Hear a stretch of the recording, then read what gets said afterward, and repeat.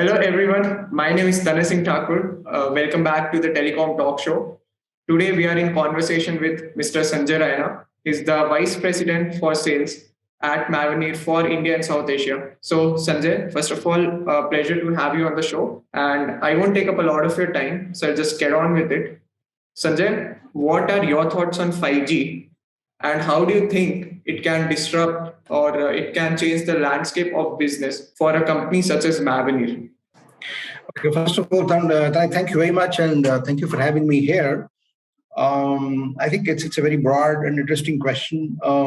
As you can already must have seen in the media, so the Government of India has already announced the auction for 5G, and 26th July would be the magic date where we'll see people, coming forward for investments, etc. Coming straight to the answer of your question, first of all, let me just spend a few minutes on the 5G, how it's going to be helping Indian economy. That's the most important thing, because if that wheel starts rolling, I think we can add on top of that. 5G is not just a connectivity story which we had in the other Gs which we had in the past. Yeah.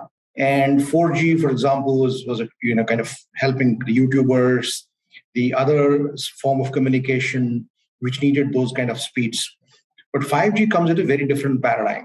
And that is basically, it has those, 5G has those currencies, if you may call it that way, which is like the latency, the enhanced speed, the information, like, it will have enhanced information to enable certain use cases of industries which will span from, let's say, agriculture, it will span from manufacturing, Industry 4.0 use cases which are really required in oil and natural gas, which is really required, and the steel plants, the automotive sector.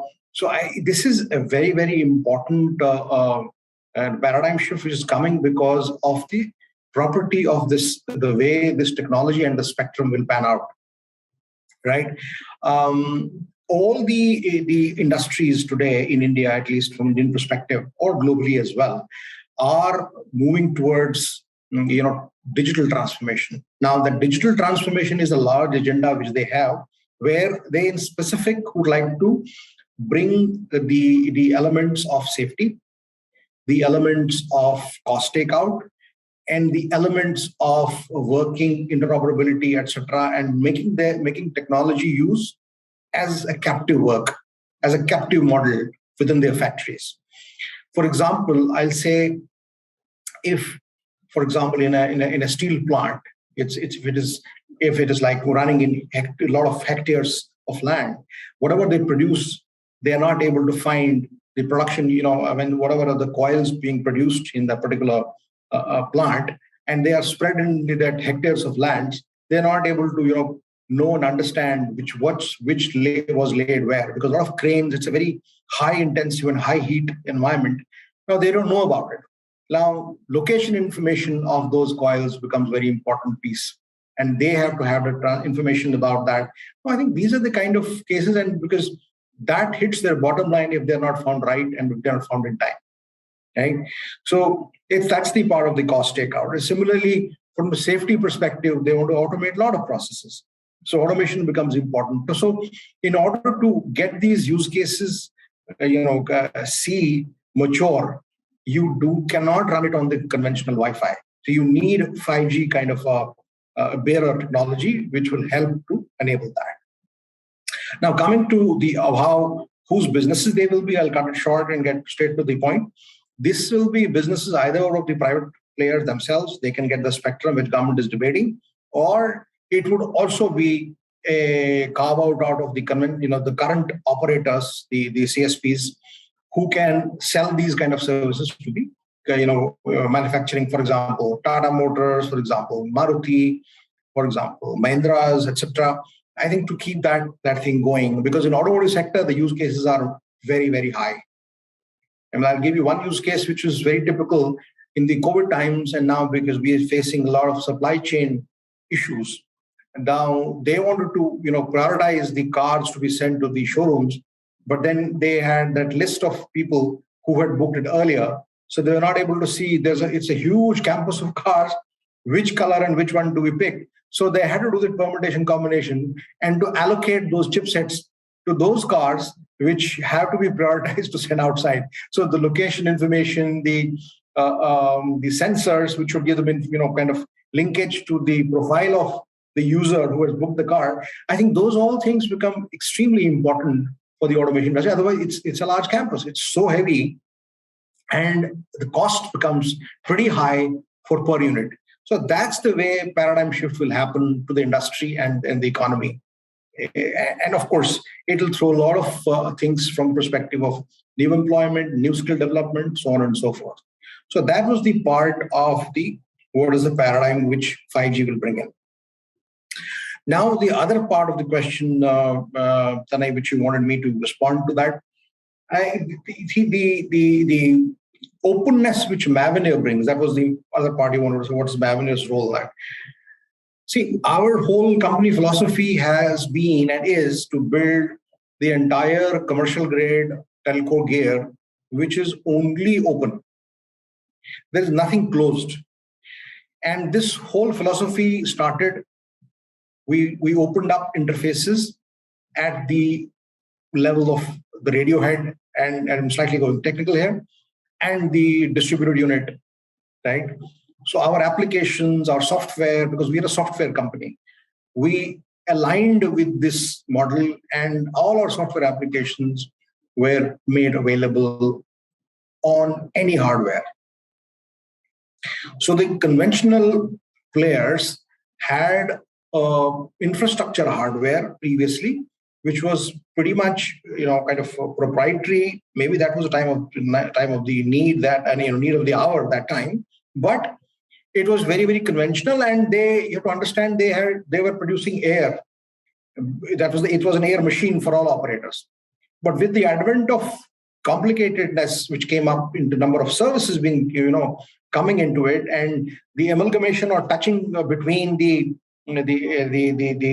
old network, let's say up to 2G or 3G, with the external environment where World Wide Web came in, and that was the first advent when we did messaging. The complications started building up, and the information which was there resident in the networks was not out. Now, what ORAN is doing, it is so open that it brings all the openness towards the enterprises, because if you want to make an end-to-end chain and deliver the services to enterprise, and when they are going to some small medium enterprises, they have their own IT environment. And then if the openness does not exist, their integration of their enterprise into their main networks becomes an issue. It becomes a large thing. Today, all the operators have been selling for at least 2 years back just the connectivity service to an enterprise. So beyond that, there are a huge number of services which can be sold to the enterprise. Now, those in a 4G regime or in a closed environment network were a bit difficult to integrate to the external environment. Our thing is that the way answer your question, how will we disrupt? We will disrupt it by our openness. Not just between the technologies, but we are open because there are three elements to the openness. One element is we are you're changing the architecture of the telecom infrastructure network. We're opening up with interfaces on RU, DU, and all that, which makes it available on the general purpose hardware, like your Dell, HP, which was unheard of. Right? So that gives economies of scale, and that's how many participations from different vendors comes into play, which in turn also helps India to have its own manufacturing base, so which helps to bring more and more local manufacturing in India under the scheme of our Prime Minister, which is more alluded to Atmanirbhar Bharat, and that gives rise to that. That gives rise to skill sets, economy, everything. So that's one part of the story. The second part of the story is we gave a use case for cloud technology companies. Now those cloud technology, because we are we are agnostic, whether it is the Googles of the world or all the hyperscalers, Microsoft or the AWS, and other cloud which are compliant to cloud native. So we were the first ones to graduate from cloud native, virtual VM based things to cloud native. So our software was very progressively moving because we don't carry a baggage. Yeah. So that gives rise to cloud technology. And cloud technology, what it does to the ORAN network, it makes it elastic. Right? If you see the COVID times, how did telecom? We would not have survived if telecom networks, everybody was on Zoom all 2 years, right? If they would not have existed, it was very difficult and people are not able to expand. But at least the server technology was able to expand. But imagine, and we still have those hybrid networks. There is no ORAN network which is highly commercially available in India, which is going to be happening very soon. But there was certain portions like the core part of it, which was already virtualized, which was, for example, we have in Vodafone and other customers, which is a very high capacity core network, which is running on the cloud environment. Okay, so this is how the openness philosophy which we are, and of course we are part of a lot of standardized bodies globally, which propagate openness, and that's how we've been closely working with Red Hat as well, and others.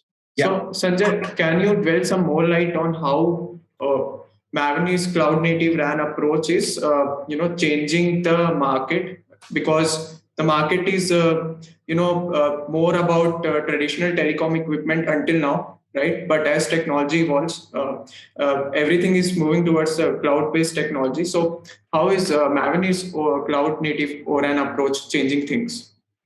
See, as I was explaining, Tanay, I think I tried to give some pieces in the previous question which you had. First of all, I mean, cloudification of the telecom network. It is the first paradigm shift was when it was made virtual. But we say VM-based things. We put application on the virtual machine.